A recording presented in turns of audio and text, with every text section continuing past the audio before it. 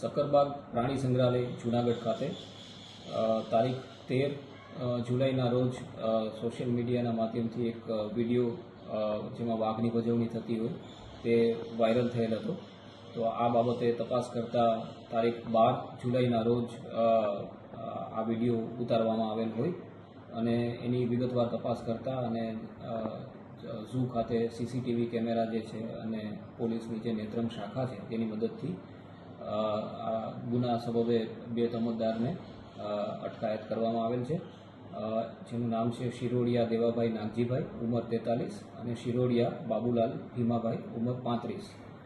બંને તોમતદારો બોડીના છે, તાલુકો પડધરી, જિલ્લો રાજકોટ, અને તેઓ તારીખ 12 જુલાઈના રોજ સક્કરબાગ ઝૂની મુલાકાતે આવેલ હતા અને તેમના દ્વારા વાઘની ભજવણી કરવામાં આવેલ હતી. તો વાઇલ્ડલાઇફ પ્રોટેક્શન એક્ટ 1972ની વિવિધ કલમો હેઠળ આ કેસ બાબતે વિવિધ કલમોથી કાયદેસરની કાર્યવાહી કરવામાં આવેલ છે.